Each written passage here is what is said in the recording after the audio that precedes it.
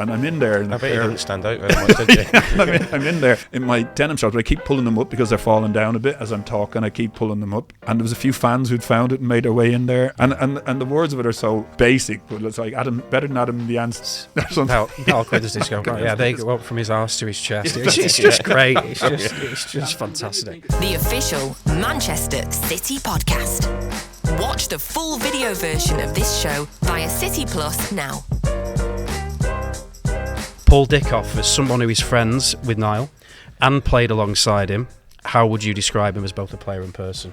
Just a fantastic footballer for a start, but an even better person as well. You know, and I'm sure our listeners and viewers will get to see that. Obviously, going to Man City, where the fans absolutely love him, on to Sunderland, and then his career after football as well is something that's going to be really great, and I'm looking forward to it, because as I said, he's just a wonderful man. Yeah, he's obviously had an amazing playing career, but he's a very thoughtful human being.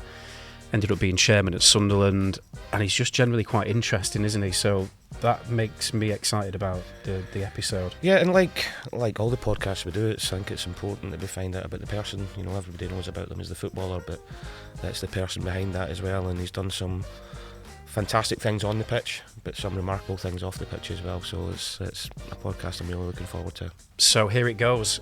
Niall Quinn in conversation on the official Manchester City podcast. On by Quinn, who drives for goal and finds it. Plain Road.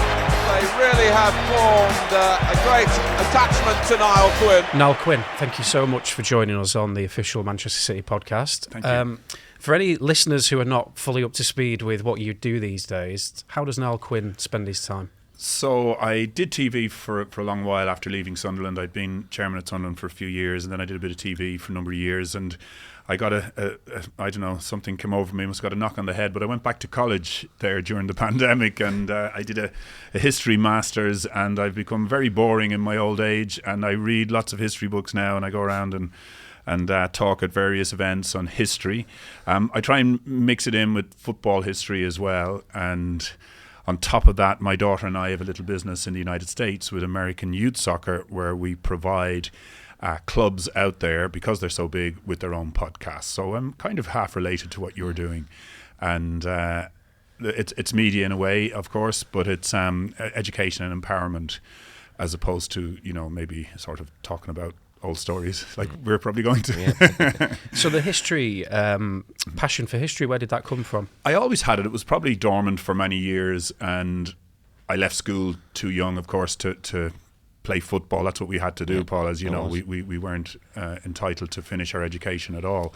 And it just, I think the pandemic, it all came together. My wife had gone back to college, and the kids were doing sort of masters and what have you, and it was do it or join them or not, you know. And I said I'll have a go at it. It was really tough at the start, but once I got over the hill of you know, going back to school after 35 years, was it whatever like it was, taking yourself out your comfort zone a little bit? It was a bit, and there was times that, you know, when I really wanted to leave it because I was so embarrassed, because I didn't even know the terms for the, you know, the keys on the computers and stuff, you know, and everything that was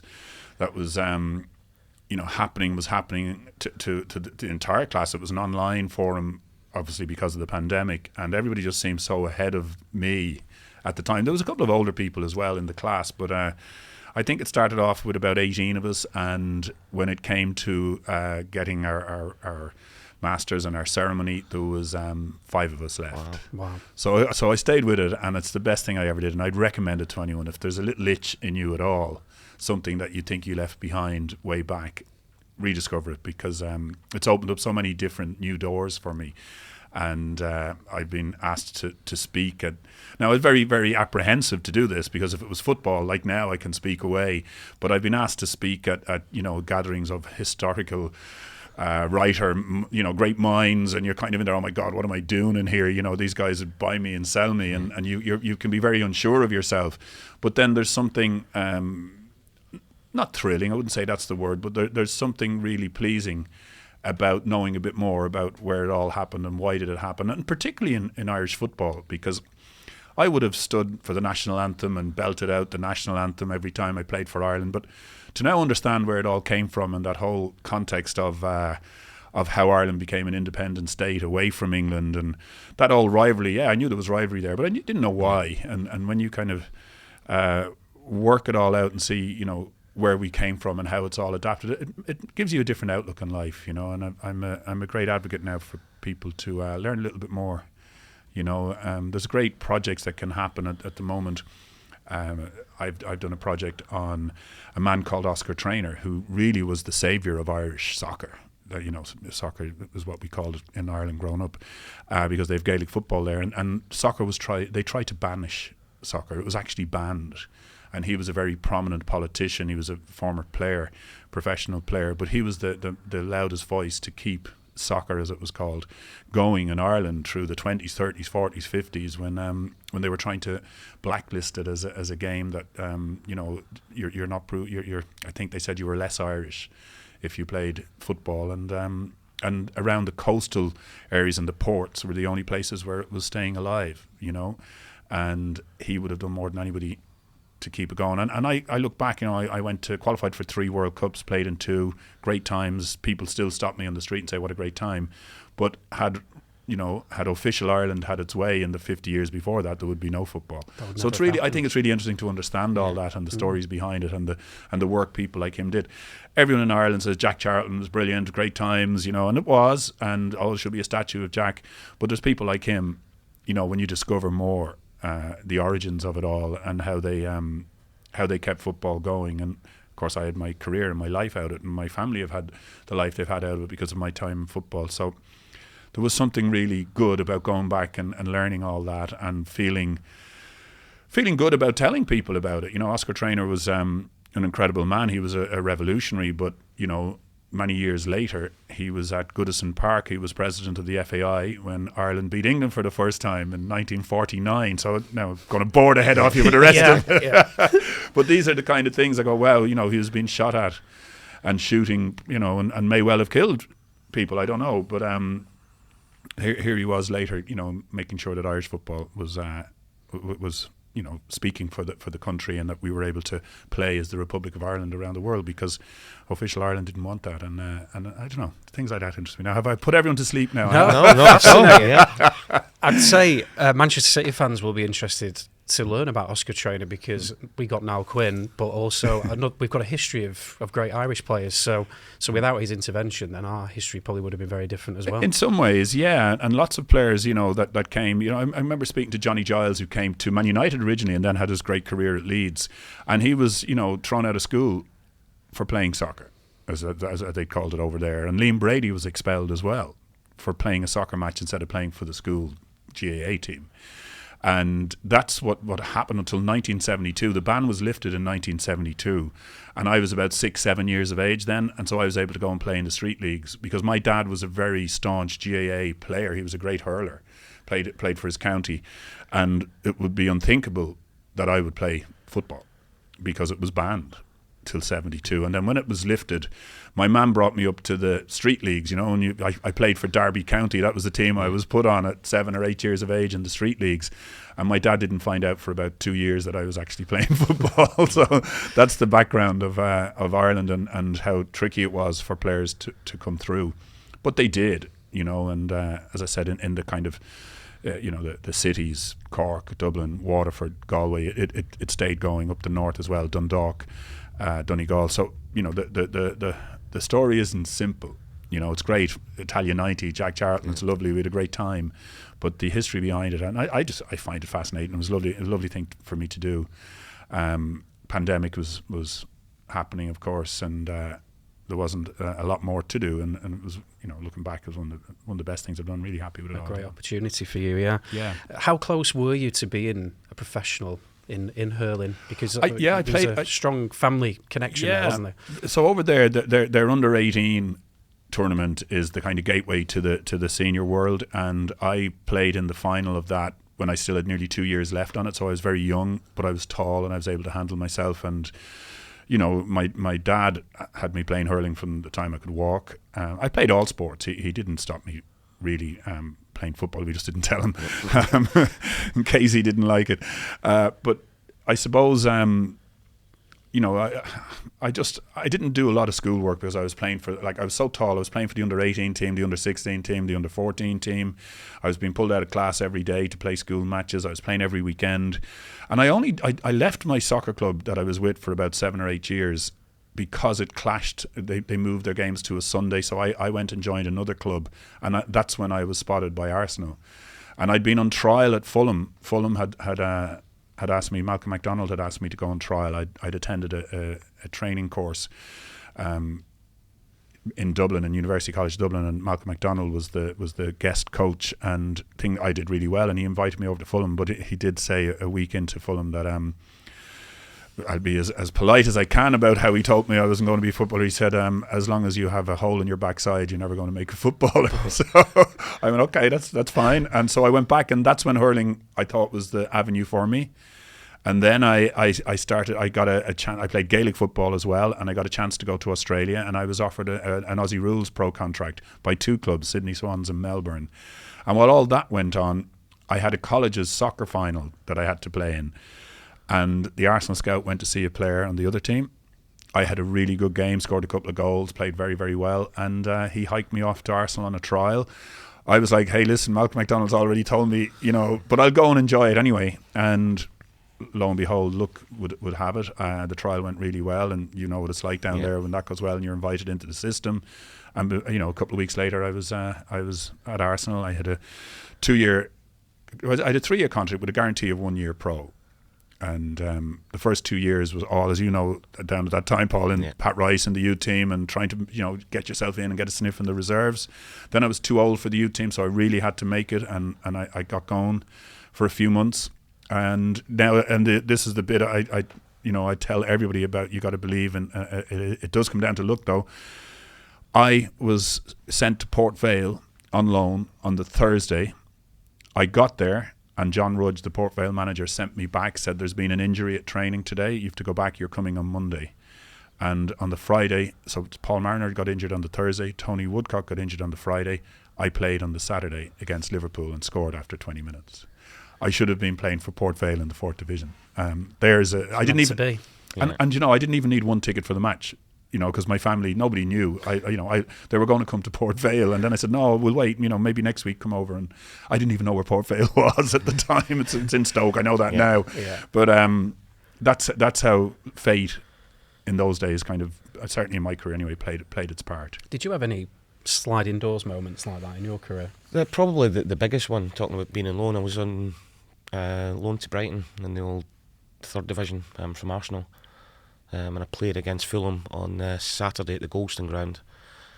Scored 2 goals. I got a call on the Sunday from George Graham to say, we're calling you back. We're playing in European Cup Winners' Cup final in Copenhagen on the Wednesday night.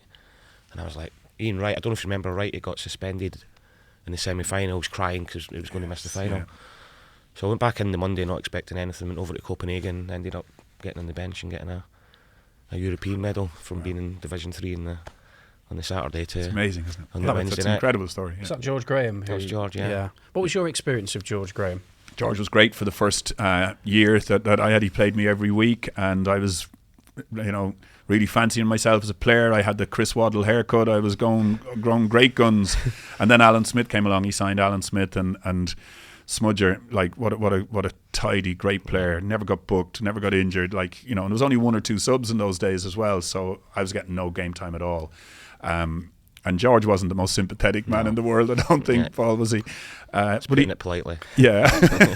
But I'll always remember is how he structured that team, how he was on the training ground every day doing his thing. Yeah. Wasn't he incredible? He was. Every minute of every day he was at you to be better. And I think he said to me, I hope you understand, many years later, he said, I hope you understand what we were doing for you.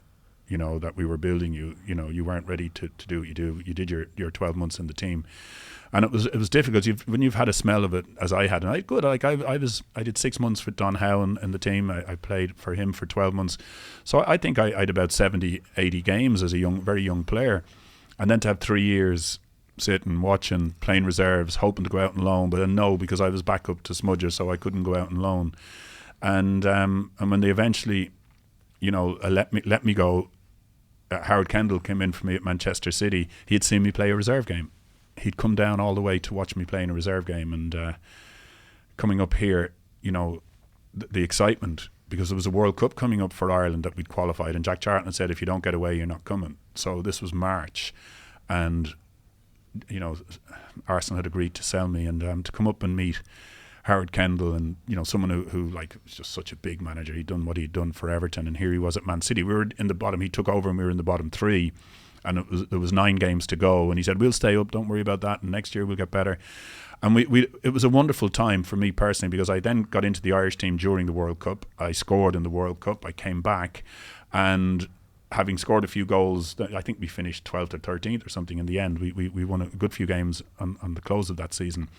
The next year just happened for me like I was a different player to what I was at Arsenal. You know what it's like when you get away. Confidence in it's playing, confidence, isn't it? it's feeling good.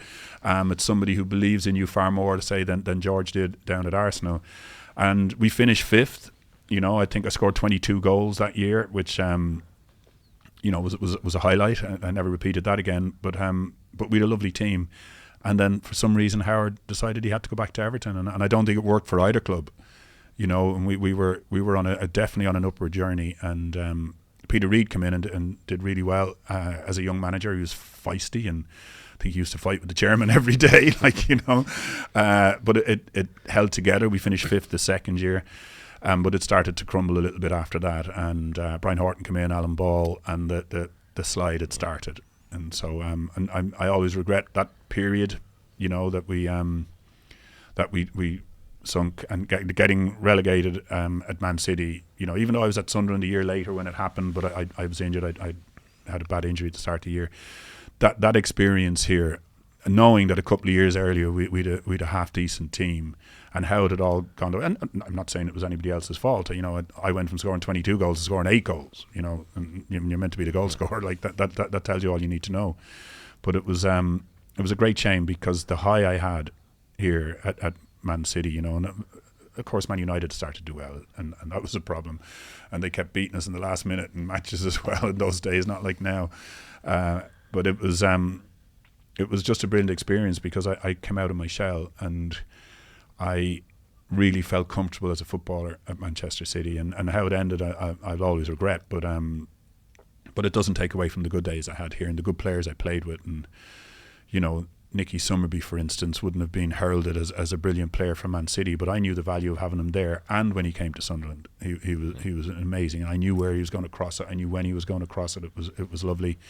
I played with Nicky for a short spell at Leicester, and as a centre forward, he was a dream. He was a dream. You knew it was coming. As soon as the ball went wide, you just had to get in the box, and lose your the man. ball was coming in. Yeah, and I thought he was really underrated, Nicky. Yeah, he had a great striker with the ball as well, wasn't he? He could whip it. He didn't have to beat a man. Very, very unusual. He didn't have to drop his shoulder, get by him, and whip it in. He could actually. He was so talented. He could just move the defender a little bit, and without beating him, the ball would be whipped in. And you know, I had Peter Beagrie on the other wing. I wasn't sure when the ball was ever going to come in with Biggs. You know, like he'd beat the man 3 times just to show that he could do it. And meanwhile, I'd be offside and coming back. But great to watch, though. Oh, he was lovely. It was great to watch. I loved it. and Rick Holden. Yeah. We had Rick Holden here as well, who could put a great cross in. And yeah, I remember that. Then Georgie Kincladsey came, and Georgie never crossed the ball at all. but he was a showman, and.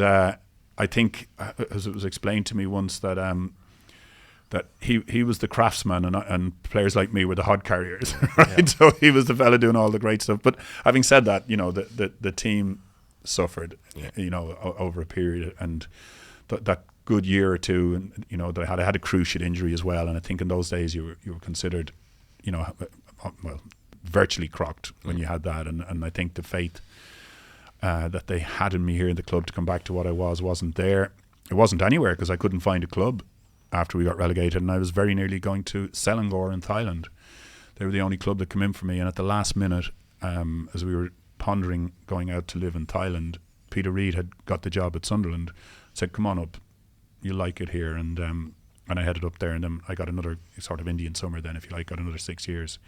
Kevin Phillips walked in the door, and you know, he gave me another 5 years. That was unbelievable. Yeah, incredible. Just worked, didn't it? Yeah, and we never trained together. Never, you know, that's like sometimes, you know, you can get very. I can remember, with Uwe, for instance, Uwe Rosler. Uwe always wanted to do everything right, have everything precision. You got to do this, we got to do this, we got to do that.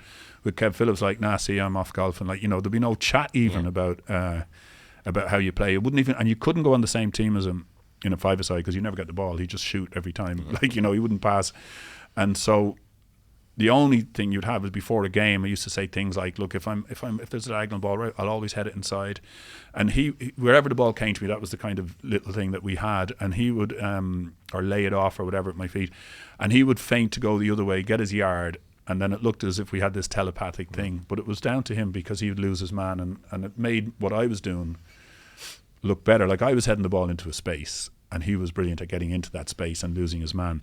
And I think one of the best compliments that the one I prefer the most from people who gave me compliments ever in my career, there wasn't that many, but Arsene Wenger said he's never seen anybody pass the ball with his head the way I do. Like, but it was actually Kevin Phillips who made that look better than it was. So funny little things that stick with you, like we've all got an ego, right? So whatever you think, Rob, every one of us have an ego, and we all try and play it down.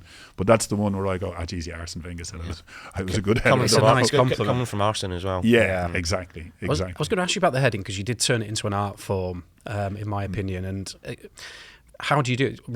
It's not just about being big, obviously. You're 6'5", but there's more to it. How did you turn that into a technique? Flight of the ball is important, and knowing the second it left, say if it was Nicky Summerby playing a ball in, knowing that when he left his foot, where it was going to come, how high you had to be to make sure that you were getting it at the perfect time, that you're not jumping too early. I see some players without timing today jumping, and I scratch my head and go, oh my God, it would take you an hour on the training ground. You'd work out how to do it. But then on top of that, then I there were players who headed the ball differently to me, big players, powerful Mick Harfords, Tony Cascarinos, but they'd head the ball like as hard as you shoot with your feet. And I used to try and soften the ball as it came and cushion the header. I think that was the phrase we used to use, and we used to say cushion headers and drop, as opposed to just heading it for the sake of it. And we used to play head tennis every day, and I never did at Arsenal. And did you No. play it? So we never played head tennis at Arsenal, or foot tennis as it were. And there was a gym at Main Road, and I'd only just signed, and they were having a club head tennis, it was called, head tennis competition. There was a rope about 5 foot up across the back of the stand, and there was a kind of a crooks and crannies of walls and stuff, and you had to learn how to play off the walls. You had to have good feet for it. You had to read it. You had to get the ball back over the net and try and win it with headers. And I signed for the club, and they were all down there for this big competition. And because I was late in, they put me in with Peter Reid, who was the assistant manager at the time. And I swear to you, I kid you not, in the first round, the doctor and the physiotherapist beat us. Right? And Peter Reid hammered me. Now, he was assistant manager at the time. And all the players were going, how much did we pay for him? And I was mortified. I was going, oh my God, because I'd never done it before. I'd never played this game. And I made sure after that, I'm going to show these how good I am. And in the end, and Tony Book would tell you this, I became unbeatable. And Tony Book had the record in there. No one had ever beaten him, because he knew every crook and cranny in it when he was a fitter man. And the one day I had him beat, I was 20-15 up, and they gathered in to see this moment. And Skip, being Skip, had somebody pull the lights, so the game was cancelled. And he kept his unbeaten record. But I stayed behind training every day, and Howard Kendall and Peter Reid used to come down, get home. You have a game tomorrow. I'd stay there till 2-3 o'clock on a Friday. I'd play with all the kids, and it was great for my feet. It was great for reading the ball. It was great for cushioned headers. It was the making of me. And when Peter brought me up to Sunderland, we had beautiful outdoor courts like Wimbledon kind of things, all white lined, and we had the Wimbledon style nets, the tennis nets, and it was a great way also of introducing young players to the older players. Peter used to have a senior pro with a trainee, to try and bring them on a little bit as well. Because the games get serious, but it's good fun at the same time as well. Great fun and great for your touch. Great, way of passing a bit of time there. Training is so distinct now of how everything they do is plotted, and I get all that, but there was something lovely about winning a game of head tennis after training, wasn't there? And you get in your car, go home, and you kind of go, that was good. They had tennis games would get more serious than what the training was sometimes. Yeah, would, yeah. When you'd be called, I can remember Rob McCaffrey, the old Sky guy. Rob came to interview Peter Reid, and he was playing head tennis. There was Adrian Heath and him against Bobby Saxton, the old coach who was here at City with us as well. And Rob was waiting to do an interview on a Friday, and this game was going on, and Peter Reid had to win. So we won, and he went best of 3. Right, so that, so it had to be best of 3, best of 5, right? So, and Rob McCaffrey was only waiting, and he's gone, Pete, and he's gone, I'll see you when I see you. I'm working, and he shouted at this Rob McCaffrey. So Rob McCaffrey like froze. Anyway, a little while later, I had a header, and I headed it, and it was like 6 inches in, right? Really good header, and wins the point. And Peter Reid goes out, and I don't think so. Like, the best I could muster, I don't think so, Gaffer. I think that was it was effing out. As you can imagine, Peter Reid, it was out. Okay, that's the end of it. And with that, Rob McCaffrey goes, actually, Pete, I saw it. I think it was in. And he started chasing him. Honestly, it was like Benny Hill, he ran him around the training ground. And Rob McCaffrey ran out the gate of the training ground. Peter Reid came back. And as he walked to the court, Bobby Saxon went to me, if one of us laugh, we'll get the sack. Then we went right, and we just turned our back and walked back, and it was. But that'll tell you how serious, the whole thing was taken, and it was. I love those times. They're the times. They're the times I can't recreate, but I'll always remember. Great. I'm glad you mentioned the 1990 World Cup, because every fan that I've spoken to ahead of this podcast said the difference between you as a player before you went and when you came back was huge. You touched on it yourself earlier.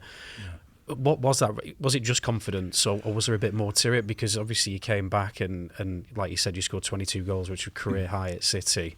What was behind that big change? Well, Paul mentioned confidence, and having had 3 years of questioning yourself every day because you're stuck in this sort of no-go where you're not playing, and sometimes I wasn't even going with the reserves because I was going as backup to the first team games, because they used to play home and away Saturdays. The first team were away, the reserves would play on the Saturday at home, and I wasn't doing either. I was watching a lot of football. I can remember being at Old Trafford. I was the 14th man or whatever it was, because there was only 2 subs then, and they gave me a seat to sit up at Old Trafford to watch Arsenal Man United. And I don't remember anything about the game, but I do remember this fella Michael Knighton coming on with a football and running down the end of the goal and whacking it into the net, and I was like, oh my God, what's going on here? And so whenever that comes up on TV, I always remember that's when I was at my lowest. I was going watching matches, and he'd say things to me like, George would say, I want you to tell me how many times the centre half, and I'd be there with a piece of paper, how many times the centre half did this or did that, on his left side and his right side, and I'm going, oh my God, this is going nowhere. It was demoralising though. Wasn't it, Paul? Yeah, it was tough. Because you're training Monday to Friday, and all you want to do is get out in the pitch and play. Exactly. And so coming up here, and also to a man like Howard Kendall, who showed that faith to pay as much money as he did for me. I think it was 800,000 or something at the time. Just big money for a fellow who hadn't been really playing for a couple of years. And then Jack picking me and putting me in the squad, that was a huge thing at the end of the season. I'd scored a few goals, and Jack put me in there.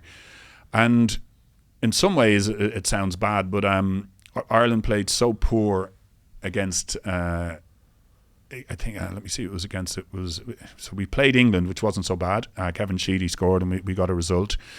Egypt, I think, in the next game, and Jack went bananas afterwards because we were really poor, and the Irish TV led at us, and it was a make or break moment for the third game. We looked like we were going home, and we had to get a result against the Dutch, and Jack put me in, but he didn't tell me.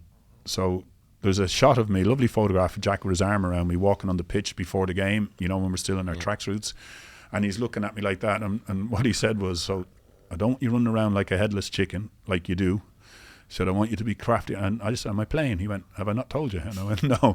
He went, oh, right, okay, yeah, well, you're playing. So I went, oh, thanks. Right. And that I was on the high from City. I was training well during the World Cup, and as Pat Rice would have told you, Paul, follow in. Always follow. Yeah. Remember he used to say that? Every day. And he always said to me, one day you'll be grateful. And I got 2 days out of it. I got my debut goal like that. Bruce Grobler made a mistake. I followed it in. And Hans van Breukelen, who played at Notts Forest at the time, he went down and fumbled. And I believed he'd fumbled, and I must have done it 100 times. But the 2 times that it worked for me was a goal in my debut against Liverpool and a World Cup goal against Holland. So I always thank Pat Rice. Every time I see him, I hug him for that advice. And so and confidence came once you score like that. You're kind of a bit of a hero at home. The country had gone a little bit bonkers. Celtic. We get the blame for starting the Celtic Tiger, the thing that nearly bankrupted the country years later. It was extraordinary. And then to come back with Man City and feel that I can mix it at that stage, I just bring on the games. I couldn't wait, and it's hard to explain to people now, isn't it? People say, what gives you the confidence? It just happens, isn't it? It comes, yeah. It comes, and it's hard to pinpoint one thing, what happens. It's just a whole collaboration of things. Well, doesn't it? Yeah, and I think you just play with an easy frame of mind when you're on a run of good form. It's just so easy. But then when you go through a bad patch, you start questioning yourself, overthinking things, and you overthink it. There's no doubt about that. And then if you don't overthink it, you almost feel guilty that you're not putting enough thought into it, and people think I'm not putting it in. Like it's a funny place, that whole area of confidence. I suppose, versus anxiety and tension. People have different ways of dealing with this sort of, I suppose, the pressure. The big pressure of playing in those days. Now it's a different kind of pressure now, but it's still the same. And I know it's they're protected so much now, and the medical side of things is great. But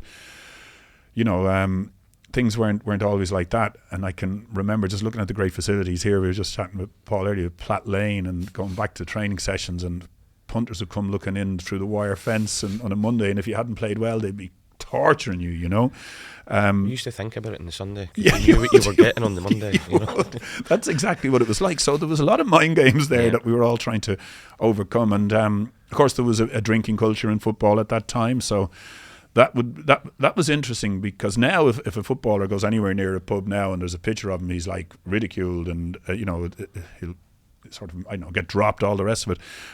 In those days, you go into a pub in Manchester and they'd be so pleased to see you. It was like, oh, thank you. Sit with the fans, wouldn't you? It would, and you'd sit with them, and like you wouldn't fall around and be drunk or whatever, but you'd have a pint or two and nobody would bother you. And it was just, I don't know. I often wonder, would I have been a much better player if I had today's regime in place, or would my head have not been able for it all? So. I don't know. I don't envy the brilliance of sports science and what it does for players. I don't envy the players now having to go through that punishing sort of the everyday ritual that they go through, and then there's no steam to let off as a player these days. It's military precision, isn't it? Yes, it is. It's incredible, and I would honestly say, and I don't know, this will probably never work again, but I always felt even if you played midweek, but if you played a game that you needed to come down to build back up to go again. But now it appears you have to be all the time, so high level ready all the time. They talk about if you don't train, like here at Man City, Pep's famous for, you don't train well, you're not in the team. So with us, I can remember Howard Kendall in particular used to just play small little games to get over. So you'd play a game on a Saturday, he'd give you a Sunday off. Monday we play little games. He might say, have Tuesday off, guys, and then Wednesday. But Thursday, Friday, I really want you. And I can remember, I must tell you one lovely story. I wasn't used to this at all. In that first year, we started to win a couple of games. Looked like we were going to stay up, and then we lost badly. Can't quite remember who we lost against. And it was someone we should have won and kept the run going. And I thought, oh my God, we'll see Howard now for what he is. He's going to kill us. And he just walked in the dressing room. He went, okay, everybody, have tomorrow off. Come in Monday. Nobody bring your car. Anybody brings your car, you get fined 2 weeks' wages. And I was like, what's going on? So I came in on the Monday, and we went downstairs to where the head tennis pitch was. We were all in our tracksuits, and he had a table tennis table there with 2 table tennis bats and a ball. And in each corner, it was lined up with crates of Budweiser. And you had to bounce the ball, tip it, run to the end, get your beer, go to the end of the queue, and have your half bottle of Budweiser drank by the time you played your next shot. And everybody got 3 lives. Right? And this went on for like an hour and a half. And when we all finished, we were all laughing and giggling, and it was just manic. And then we went up to the dressing room. We said, right, everybody. And this old banger of a coach came and brought us to a restaurant in Didsbury, Burns' Fish Restaurant. I'll never forget it. And this was so new to me, because George's regime at Arsenal. And I was, oh my God, and we went to this restaurant in Didsbury, which was just for us, and we sort of had our meal and had a few drinks, and then it got boisterous. And by the end, we're dancing on the tables nearly at 7, 8 o'clock. And he just stood up, and I promise you he did this. He went, okay, everybody, we've had a great day. He said, we put what happened at the weekend behind us. He said, now, he said, I want you to go and have a couple of days with your family. He said, do it for them this week. Do whatever you do with your families tomorrow and Wednesday. I'll see you Thursday. But when I see you, you're doing it for me. And I think we won 5-0 that weekend. Brilliant. So hard to explain that in a modern context. Yeah. And I was just, you imagine playing for a man like that, you know. It's man management, isn't it? Oh, it was unbelievable. And like the hair's going up my arm thinking about it right now. And it was he made me a better player by just man management. Yeah. He didn't show me what to do with the ball. He didn't tell me how to pull as a centre forward into the right areas. Didn't do that. But he made me feel like I could do anything I wanted. And I think that's the great skill that managers in those days had, you know. I think it's probably more difficult to be that kind of character now, you know, that the managers were in those times. But they were different. But he was like Howard. Obviously, I have a huge soft spot for him. But he went back to Everton and tried to bring me with him. And they offered a lot of money for me, but I wasn't interested in doing that. I was happy out here. But looking back, I think that was a turning point for the club, because the momentum was all going with us. We'd finished 5th.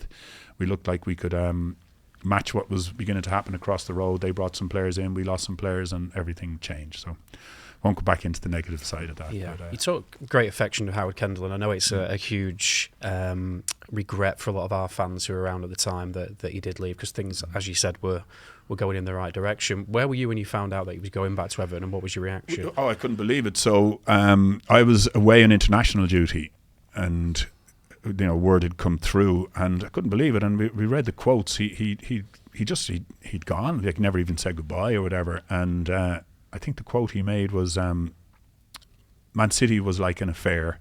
I've got to go back to the wife now."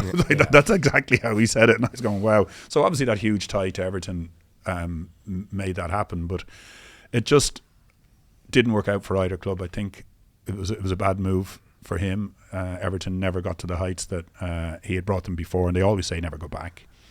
And for Peter held it together quite well, but you know, Peter was tough out. He was, you know, as a manager, he was what you saw on the pitch. He wanted to win every tackle, and he wanted to win every argument. And I think looking back, you know, he'd admit himself that, you know, giving the chairman stick every day of the week isn't a good way about keeping your job, you know. And he would have gone on and obviously had great times running Sunderland afterwards. So, you know, he probably managed me for about 10 years of my career, and I've huge respect for him. And he gave me, I suppose, great privilege in the teams I played with, that he made me the senior player, club captain, and making sure, you know, the players were looked after. And I got elevated a bit in my career under Peter Reid. But near the end then, just before he finished at Sunderland, he asked me onto the coaching side. And I was with him, Bobby Saxton and Adrian Heath for about 6-8 weeks when he got the sack. And I was this player coach. Thought my future was in coaching, and Howard Wilson came along and says, "Don't rate you. I never rated you. Give me a few weeks. The fans will die down a bit, and I'll give you a free transfer." And I went. My reaction was, "You're okay. I'll go now." And I quit. That was my preparation to quit. Was a 2-minute row with Howard Wilson. And looking back, it was the most craziest thing to do. I come home and said, "Right, come on, we're going. That's it. We're done." And my wife went, "What?" I said, "No, it's finished. We're over." And I was living in Ireland 6 weeks later. Don't ask me where it all came from. It was a terrible thing to do, and for 6 weeks I felt great, and then it started to dawn on me that everything was over. And you know what it's like, Paul. It's difficult, it's even if you do a proper sort of pre-retirement, you know, nothing prepares you for it. Nothing prepares you for it. And I went into a hole then for quite a while, and it was actually I credit Jeff Shreves, who was with Sky at the time, for pulling me out of it, because he got in touch, said, "Come over and do a game," you know. And I actually went to the airport one time and pretended the flight was cancelled. That's the kind of place I was in. I said, "Sorry, Jeff, the flight was cancelled." And of course, he would have looked and seen it wasn't. You know, you never even, when you're kind of in a low place and you know the head's doing what it's doing to you. That's where I was. But eventually, I made it over to a ground, and Southampton. I did a game in Southampton, and I can remember trying to sneak in, make sure nobody saw me. I didn't even want to be there, and then I didn't want to, think about, oh my God, I'm going to have to talk about this. And it was a really nerve-wracking experience for me. It was the first one that I'd ever done on TV. And I can remember Gillian picked me up at the airport in Dublin the next morning, and she could see I didn't sleep a wink. I was so nervous about it. And I'll never forget, she said, "You did great, but don't read Twitter." And I went, okay, look, right. So I've never read Twitter since. But that's how I started to find my way back. And then you get your confidence, going back to confidence. I then got my confidence so much so that because Ireland was booming at the time, I was able to put a few people together, and I thought, I'm going to do a right job at Sunderland now, because Sunderland had fallen so low, and managed to put a group together and had 6 great years at Sunderland then. As chairman, which is amazing. Yeah, well, Franny Lee had done it here, and so I wasn't afraid of it. Yeah. Was management ever a... Well, I did the first 5 games. Very funny. Roy was meant to come, didn't come. I took it, and we lost the first 4, and I hadn't slept a wink. But then Roy agreed to come, and so I was stepping to one side, and that was great. And Roy came along, and everything, the world changed, and we got promoted. It was an incredible year.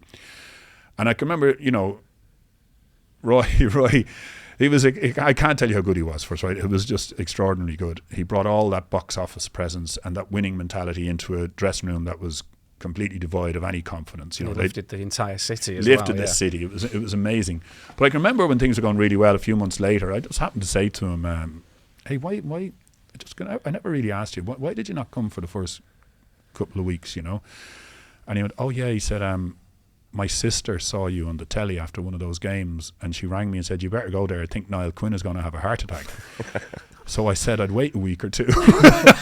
and he didn't laugh. I was like, all right, okay. That's very Roy Keane. That's very Roy Keane. Yeah. But listen, there were good times, and the Drumville group then, because the sort of economy fell apart in Ireland, they had to sell their stake. Ellis Short came in. Roy and him didn't see eye to eye. I was, always looking back, I wish that might have gone, because Roy was definitely on a ladder to the top in that area, I thought, at that time. And it's funny, a couple of seasons he went to Ipswich then afterwards, but I would still, people always ask you about, or have always asked me about that time, and what was Roy like? For us, he was top class. And you know what it's like, Paul, when a dressing room is down, it needs something to spark it up, and he just came in and it was automatic, and players, they lost the baggage that they were carrying, and they suddenly felt like they were able to play better than they ever had, and I thought it would go on and kick on from him. He may still do, he talks about it, but it was a different time in my life, because I had to make sure the whole club was in good shape. I treated it as if it was the most important thing ever. My family stayed in Ireland, and I was 6 years coming home on a Saturday night on the last flight, spending all day Sunday on the phone, and then Monday coming back on the dawn flight. I missed my kids' teenage years, really. My wife, did all that, and I have regrets about it, but I also can stand up and say I gave it everything I had. There was nothing left to give, and the battery just ran out after 6 years, and I some regrets I left, but it 6 months after leaving Sunderland, I realised there was another life, that there was better things to be doing with your life, and going back to college then, stuff like that came along, and I still love the game. I still love coming. To get the invite here yesterday was brilliant, because you forget, when you're away from the club, and you forget that, the way it's always rolling, and the people that you meet at the games, and the hugs that you get from people that you hadn't seen in a long time. There's something great about that, that I realise now I miss, from not doing. When I worked then with Sky afterwards, and I was going to games, and it was just regular. It was happening. You meet people. Yeah, you're a football person. You meet people. You have your opinions. People fall out with you because you say the wrong things sometimes, and you know what that's like. You can't please all the people all the time. You're always going to get some kind of criticism. So I was in that mode, but now I've been away from it for a few years. It's lovely to come back in and just I suppose stay in touch. Yeah. I think that's probably it's getting that little football fix back again, isn't it? Exactly. Can I just go back to the retirement, because you mentioned you fell into a difficult period. It sounds like you lost your confidence, and it took some time. How far deep did you go? Would you describe it as a depression? Oh, yeah, I would, absolutely, and made life really difficult for my family, and started socialising too much. Thought I deserved, after all my career, that I should be out and I should go here and I should go there. Got ideas about myself, in my mid to late 30s, and my wife Gillian, gave me the kick up the backside I needed to go back out to work and to do things, and I was in a rut, no doubt about it. I think lots of players are, and to the point now, I know a little bit more about it, not a lot, on the basis that my wife went back to college at 40 years of age. She'd left at 14 and she ended up getting her degree and what have you. She's now doing a doctorate, and she's about to finish a doctorate, and her thesis is on the soccer players' retirement and why 3/4 of them, their marriages fail within 3 years of quitting. Now it's a staggering number, and there's a lot of other issues then that come along with that, be it bankruptcy, etc. But I'm not allowed to know who she talks about or who she's researching or who's giving her their stories. But I've often seen her come out of the room after she's been on a Zoom with an ex-player or an ex-player's wife, and she's crying with what she's heard, and she's trying to process all that, and she's going to try and help, I suppose, in the planning for retirement in some way or shape or form, that the couples know what's coming, because it's like the numbers are off the scale, really, in what's happening. I got told about the numbers last year, and I was thinking that can't be right. And then you think back over the teammates that you've played with at different clubs, and you think it actually they're is divorced. right. They're divorced. They're not together now. And Gillian and I would have thought that there was far stronger couples in our dressing rooms than us, and we pull through it. But it's a fact. It's out there, and she hopes to maybe lecture and to bring more awareness to it. If as soon as she gets over the line, I think it's later on this year. It's needed on Niall, isn't it? Because you're saying it is. Yeah, it was happening when we were playing, and it's still happening now. Yeah, and nothing's really been done about it. Yeah, there's. And there's no doubt about it, right? There's fault on both sides if you want to really, go into detail. But a player loses his sense of identity when he quits. And they can smile outwardly, but when they go back into their own house, into their home door, they're a different person than the person that used to go. And there's different remedies. They say, keep going to the gym every day when you used to train, keep your routines up, keep doing this, but when you're not getting the pat in the back, and when the lights aren't shining on you, when you're not running to the crowd after scoring a goal, like throwing a few dumbbells up in the gym doesn't really do it, It doesn't. It's just a fact. And I just think none of us were ever ready for it. We were never warned about it. We were never told how you could plan to get around this. To know it's coming, I think, is probably the first big step. And then after that, okay, how do you deal? There might be different ways to do it. But I just know it's took its toll on Gillian. Some of the things. Now, I'm not allowed, and I don't want to know who they are. But there would be ex-players and ex-players' wives that she's interviewed, and they've gone very deep on their own experiences, and it's an issue. There's no doubt about it. Everybody thinks this great life footballer. Oh, look at him, great car, isn't it great? It's not that simple. The fact that Gillian's been compelled to do that means that she was obviously moved by her own experience with and experience of friends around this as well. And when she started to research it and started finding the figures and started uncovering how little A is known about it and B being done about it, and is there a need for this or not? Well, she found out very quickly there was a huge need, and it's really just so that younger players today, they know what's coming. It comes to everybody. It really does. I mean, you and a lot quicker than you think it's going to come as well. Yeah, and I think the first thing you have to admit, that you are in a bit of a hole. That was the first thing. You're this fella who's in the news all the time, and you're a footballer, and you've done this and you've done that, and the last thing you want to do is say to somebody, "Yeah, I'm bunched." I'm in a bad. You can't. It's just footballers. We're not trained to do that. We're never trained to show our weakness. No. We're always trained, and years of being groomed into being. I am a player. I'm going to win my battles. I'm this person that can do so much, and then really, you have to be honest with yourself. And it's very hard for a footballer then who's done all this, 3 to 6 months in the wilderness, and you've got to kind of try and admit to yourself that it's not right. I'm there's something wrong, and I'm not this powerful person that the world thinks I am. And that's an issue, you know. Players find it really difficult, but hopefully it'll get better, and there'll be some sort of pre-retirement. I don't know, even modules put in where clubs assist and help, and just letting them know it's coming, because it's there's car crashes happening everywhere, you know. Prior to your career ending, there was two kind of major moments. One was your testimonial, and then one was a World Cup at the age of 35. And I'm sure you probably never expected, you know, having been injured for 94 in the USA, and then obviously Ireland didn't get to 98. I'm sure you never thought you'd get to another one. It was an amazing kind of finale for you. Yeah. Just on those two things. So firstly, the testimonial, you made close to £1 million.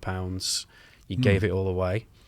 Jack Charlton. It's a good idea at the time, Rob. Yeah, I mean, it is an amazing story, and it's the reason I really want to talk about it. I mean, Jack Charlton, great quote. He said, "It made you a friend of everybody, but that's just who you are." You know, you were always going to do something like that because you're a good person. Well, that was nice of him. Yeah. Just tell us why. Oh, well, I'll come back to me. Just reminded me of something there. Jack loved me that much, he called me Noel for the first 4 years. But anyway, he got to Niall in the end. Well, you know, I'll tell you exactly how this happened. Sunderland had to give me a new contract, and the chairman wanted the fans to pay for it and said, "I'm giving you a testimonial." And I hadn't played 10 years. So I'd played 6 years. And what that meant was I would have to pay at the time 40% tax, because I wasn't at the club 10 years. And anyway, I didn't think I deserved it because I wasn't at the club 10 years. And I felt that he was putting the onus to give me the pay rise that I needed at the end of my career, or that I deserved, you know, because the thing was going so well with Kevin Phillips. And he buckled down and wouldn't move, and I said, "No, I'm not taking the testimonial." And in the end, then he got my weekly wage up to where I wanted it to be at the time. And he then said, "What about the game?" And I said, "Well," I'll give the game away. Let's do something decent. And it was, he went, "Okay, yeah, we'll do the game as well." So that's how it was. Now, I wasn't prepared for it. I had no committee. I'd done nothing. And somewhere, I think they'd asked on my behalf, they'd asked the FAI would Ireland play in a game before they head off to the World Cup for Niall, and they said they would, and then it got leaked at that end. And before I knew it, and I was not ready for it at all, Tony Blair, who was my local MP in Sedgefield, announced it in the House of Commons in the debate, and Bertie Ahern, who was the equivalent in Ireland, the Irish Taoiseach, did the exact same thing in the Irish Parliament. So you can't go back on your word. So there's no going back, and it got very big. And I have to be so grateful to a lot of people who helped me out. In particular, Barclays Bank.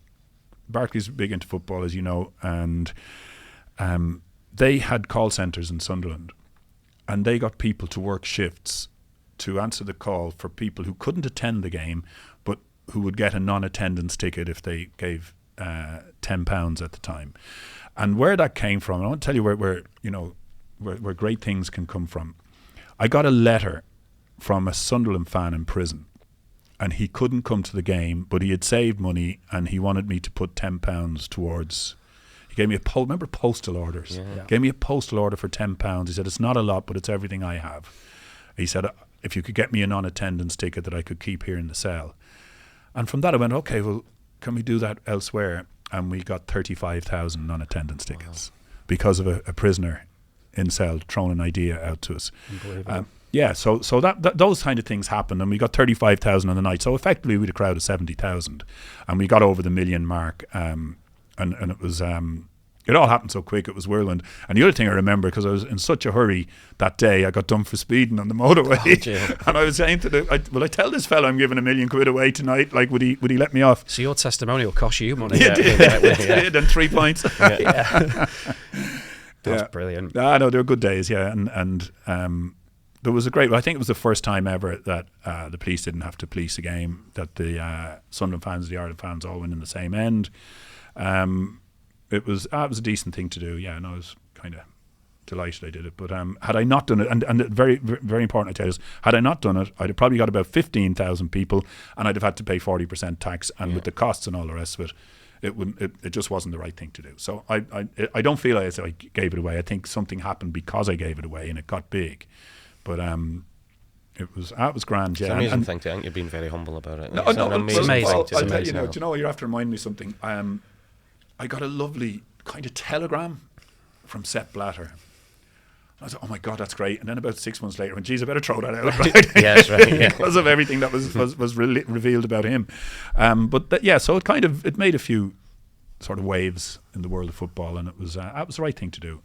And there was no gifting of, because I think at the time the way these things worked was players would get expensive gifts for turning up and playing. That's right. Yeah, I think the players, might have been. I think some of the Chelsea players had got Rolex watches at a testimonial a week before, and someone said, what's Quinny going to give us? And I gave them a letter from a child in India thanking them for playing the game. That it meant they can go to school now. They would be children of sex workers in India. So they're all scratching their head looking at me like, where's my Rolex watch? Yeah. But it worked out great. So we were able to give 100,000 to that.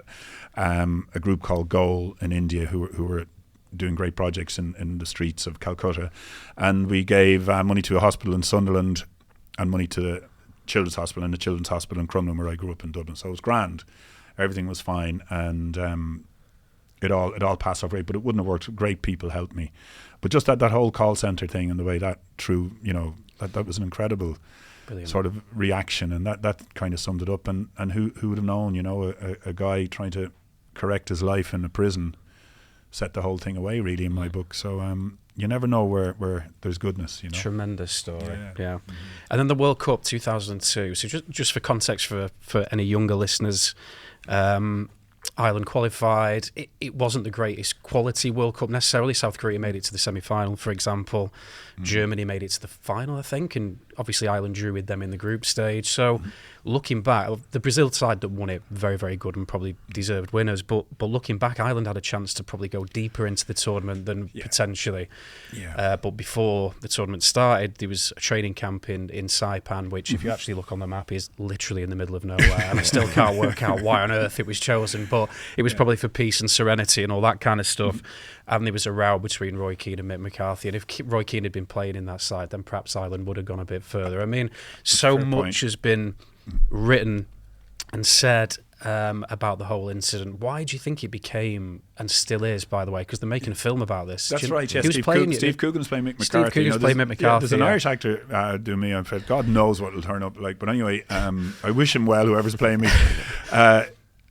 Yeah, look, it hit us all like a ton of bricks at the time, and I think Roy had done an article criticising Mick, and somebody had sent the article out to Mick, and Mick called a meeting, and then after that, just it all bedlam, and none of us are ready for it. And to go back to your point, we had to galvanise, and we were in a bit of danger, because if we hadn't qualified for the next stage, it would have been a complete disaster. It was a very nearly complete disaster anyway.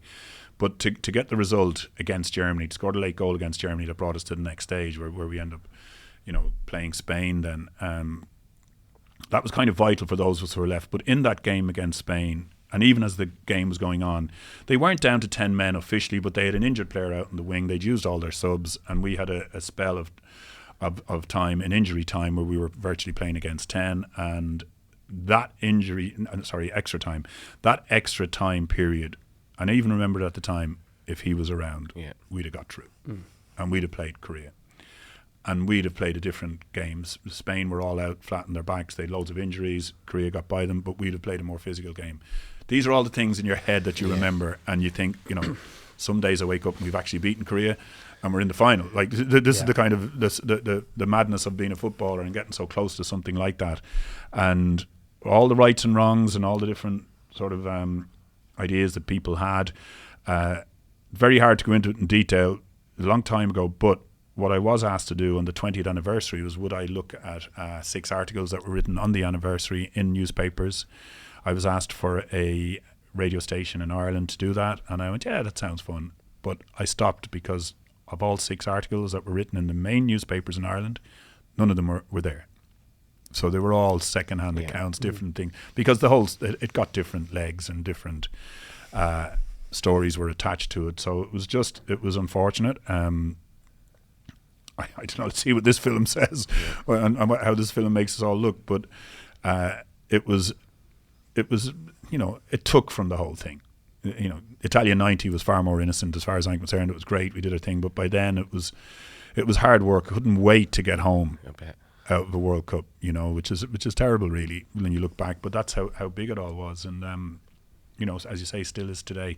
So huge regret. The main source of that regret inside me is that extra time against Spain. If he was on the pitch, we'd have got through, and we didn't. So there you go. And you know, there was a big fallout, a lot of fallout time. But you know, getting Roy to come up to Sunderland after all that, you know, was people thought that he wouldn't do it. But I think it was a measure of him that he did. You know, that he was able to put all what had happened to one side. And we played. You got to back your manager. That's the way it is. And it wasn't easy for him to accept that. But by the time he came to Sunderland, it was great. We shook hands, made up, and he just did an unbelievable job for us up there, you know. And I kind of try and remember those positive things, but this film now will probably throw a few. I think the reason Roy was angry was there was a press conference thrown afterwards, and you turned up and in a show of solidarity with the manager, but behind the scenes you were begging the manager to bring Roy back. But obviously he didn't see that. He sees the public side. But look, there was so much going on. Everybody got. Well, I think our Prime Minister, our Taoiseach, got involved trying to make it all happen. So it was huge. I mean, it was huge news, wasn't it? Like global. It was, and everyone knew at the time. Oh God, this is huge. You know, that didn't surprise anyone. You know, but again, just go back to football. You know, we missed him in the most critical time. You know, we did all right for ourselves. We got a pass because we got through to the next round and we could hold our heads up a little bit.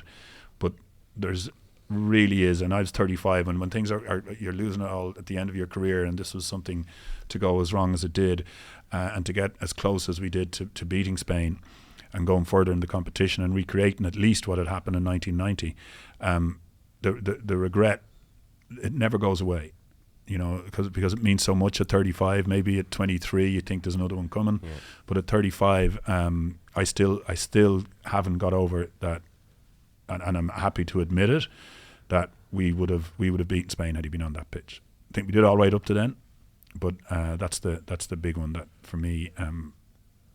I wake up and it's all happened differently, and we've beaten Spain, and we go on and you know these are things that stupid footballers do at times. You know what I'm saying, Paul. How difficult was it when approaching Roy for the manager's job at Sunderland? Well, I can remember the Drummaville group who came in. Asked me, okay, so who are we going to bring in as manager? And there was a few names. There was Sam Allardyce, you know, all the different at the time. There was different names, and I threw Roy out, and everybody, what?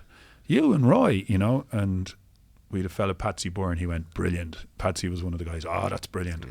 He said, and whatever you do, don't make up, because it'd be great fun if you start fighting all the time. But we didn't. But and so they were up for it, and they said, yeah, it's a great idea, And Roy was, you know, it was just the timing was right for him. Not for a few weeks. He took his time, but when he came, it was important that he was supported, and we got him some players the day he got there. You know, just before the deadline came, we got him in some nice players, and it started to feel like the old Sunderland way was the losing mentality was leaving the building. He changed things around, extraordinary. Just going back to City a little bit, other than Howard, because it sounds like you have really a particular affection for him. Who was the best City manager you played under?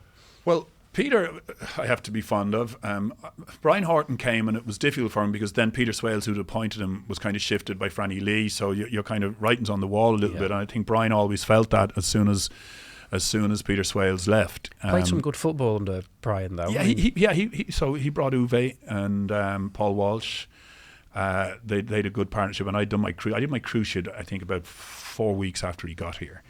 So it was it wasn't good, and I couldn't really help him as much as I'd have liked to.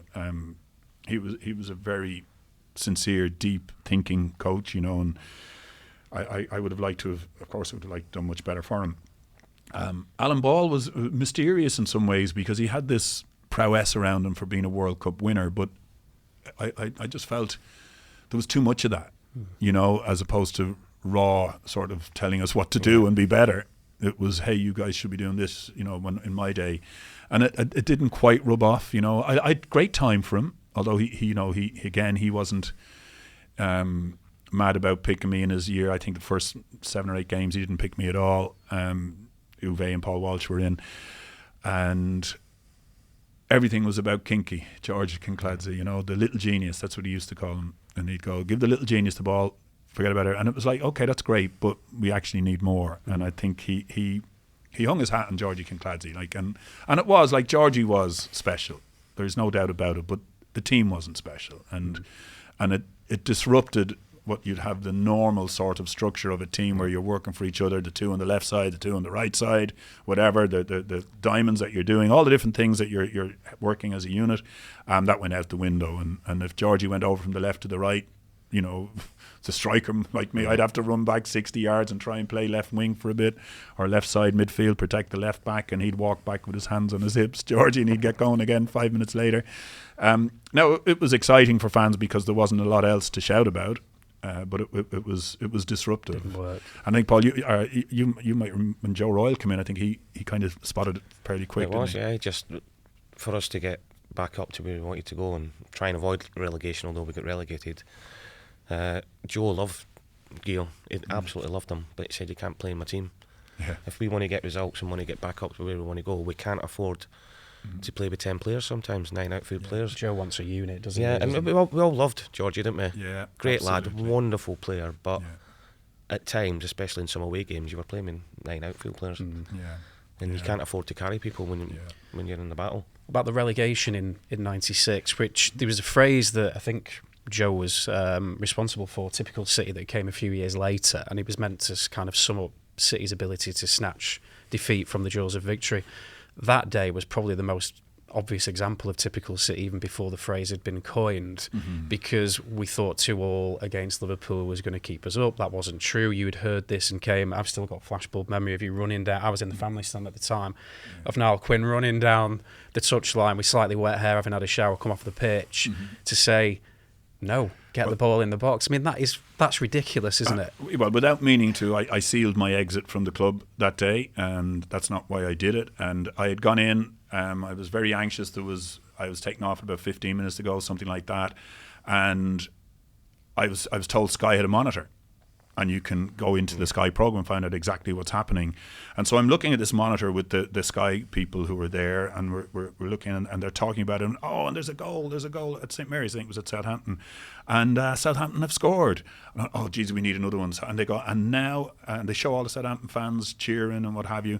And I'm going, oh my God, now we need another one. So we need to win 3-2 now, and it's 2-2. And I go out, and I'm like, oh God, please, we need this one. I go out, and we're holding the ball in the corner, and there's no urgency at all. And I'm going, Southampton have just scored. And in fairness to Alan Ball, he had a guy thinking, no, he hasn't. I'd know of it. Don't mind him. And he went, sit down. Right? And I went, Gaffer, I've just seen it. It's on the thing. I am telling you, Southampton have scored. He went, sit down. And I went, here, there's 5 minutes to go. And that's, I made a split decision to go, look, I've got to tell the lads. And I went to Stevie, Stevie, get the ball in the box. We need another goal. I was right. You made the right decision. I was right, but it sealed my fate. That was the end. I was never going to be a Man City player again, in probably Alan Ball's eyes and in the club hierarchy eyes, because I had gone too far. But it's not something I'm proud of, and maybe I could have done it a little bit better. But I never did it to leave the club. I did it to try and keep the club up. Yeah. And you'd probably do the same thing again. I probably would, yeah. And maybe, some people looked as though he's a bit big for his boots, and I can get that, how the optics of it looked. I wasn't trying to be cruel to anyone. There was very little time left on the clock, and we needed a goal, and we very nearly got one. Kit Simons, who'd already scored, put a header, and it hit Calciavelli, who played up top with, that day. It hit him on the back on the way in to get the third goal. And Liverpool had kind of put the brakes on at that stage. They weren't really trying. They were just happy to get the game over with. So it wasn't as if, there was a danger of them breaking away. It was, we just needed to get in. There's only a few minutes left. Come on, go on. And I ran up the touchline. Looking back now, I can see what the hierarchy would have thought of all that and how it showed them up. But it wasn't meant to be that way. It was a reaction. But anyway, a week later, I was in Thailand trying to find a club, and only for Peter Reid, I would have had to go to Thailand. Yeah. Do you remember your post-match interview after that? I think I do. I can remember, and I haven't seen it now, so I don't know the wording. But I think I said, look, I haven't been trained for this. You know, but we're trained to be great. We're trained to be footballers. Learn to, you know, be this, get nice car, do this. Nobody told us about how to react when you're relegated. You know, and how you've let everyone down, or you've let the club down, or you've let all the old players who made the club brilliant.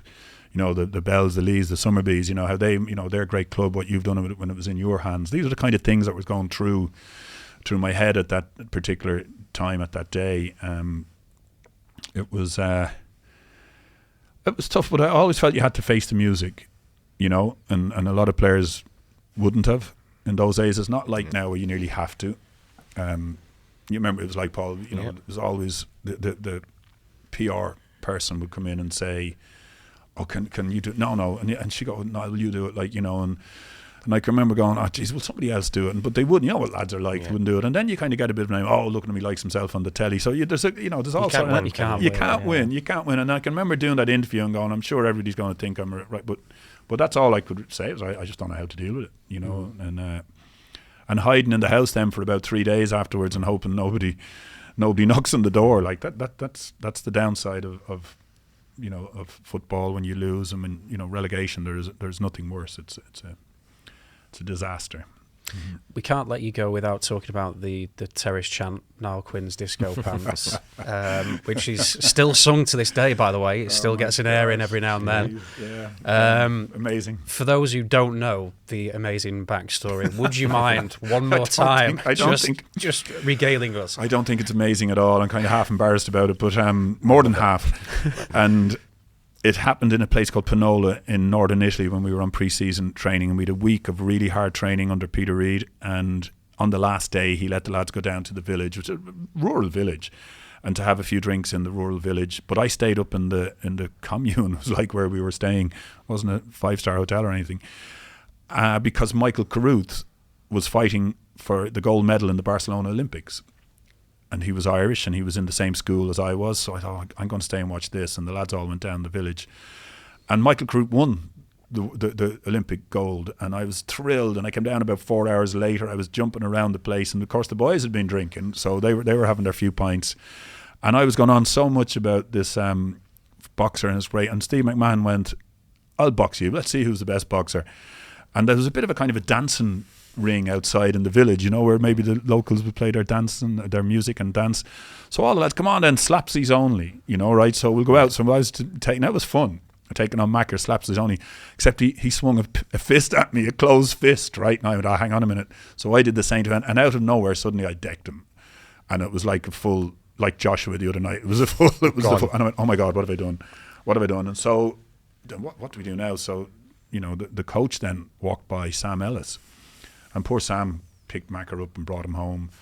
And I was, oh my God, like, what have I done? So the lads were all going, Rocky, Rocky, Rocky. And they were singing that, you know, da-na-na, the Eye of the Tiger, like, you know. And so I had a few more beers, everything was great. So then I went off out and went into, I didn't go home to get changed. I was in my shorts. And there were a pair of denims that I'd cut off, right? And I'd forgotten my belt.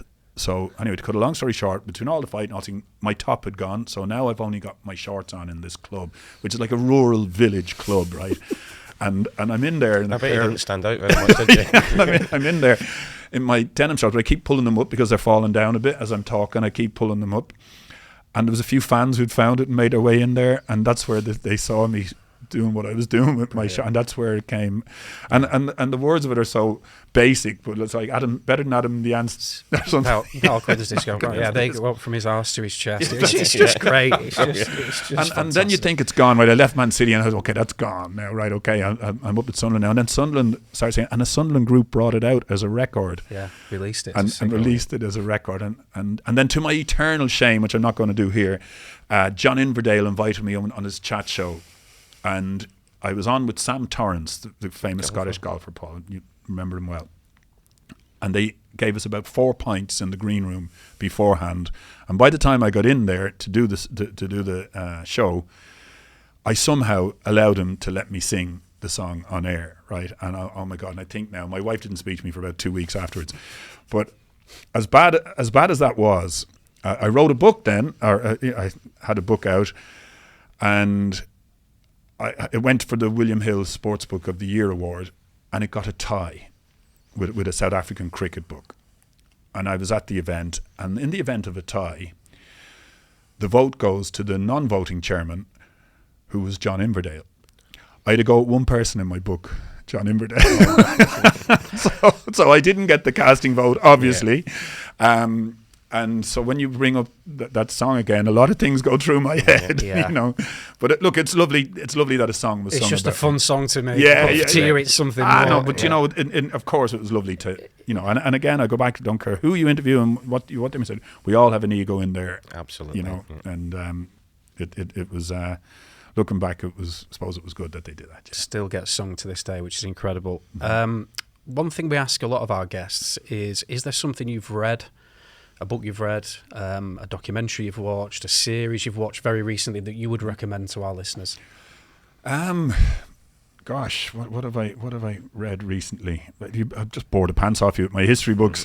I think, I suppose, so I have I think about 250 episodes of Frasier on my rack, on my deck, and I watch Frasier. I think it's the most brilliant. It's genius, isn't it? It's genius. If you need a laugh, and it's a kind of, it's upmarket educative laugh. It's not sort of, it's definitely not Only Fools and Horses. It's kind of an academic version maybe of Only Fools and Horses, but I just love flicking on at any time, whether it's nighttime or what have you. And if you get the chance, you can get it downloaded really easy. You can do the whole series on one of the channels, about 146 or 147, you know, those channels way up. He is just magnificent, and Niall's his brother as well. The two of them are just, it's about sibling rivalry. It's great. I think there's a newer version of it out now, which isn't getting, I haven't seen the latest version. Nicholas Lyndhurst is actually in it. He's gone over to take part in it. I haven't seen that, but the old stuff is just gold. So if you need cheering up, if you're fed up with the referee yesterday or whatever it was that sets you down a little bit, have a good look at Frasier. It's my best recommendation. So our last guests on the podcast were the Blossoms, and they left a question. They didn't know it was you necessarily coming on. They left a question blind for the next person. And their question was, if you go to the Chippy, what is your go-to order? Well, I do go to the Chippy regularly, and my order is smoked cod and chips. And if I'm really hungry, with a steak and kidney pie. Steak and kidney pie as well. Wow, amazing. And if we can't tell you who the next guest is. I'm not sure we've got one lined up. But if you were to leave a guest that connected to Manchester City in some way, what would your question for them be? Have you ever parked in a parking space that you know you shouldn't? Have you done that? Well, that's why I'm asking. Yeah. when you know it's maybe a disabled space or whatever space it is, and you kind of go, "Feck it, I'll get away with that." Yeah. I'm only going to be a couple of minutes. Yeah. That was an absolute pleasure and a privilege. No, thank you, Rob. It was great to be here. Lovely being part of the last 24 hours, even though the match yesterday went through so many questions more than answers, didn't it? Yeah. But it's been great. Thanks for having me. It's cool. Thank you very much. Paul. The unbeatable official Manchester City podcast. Watch the full video version of this show via City Plus now.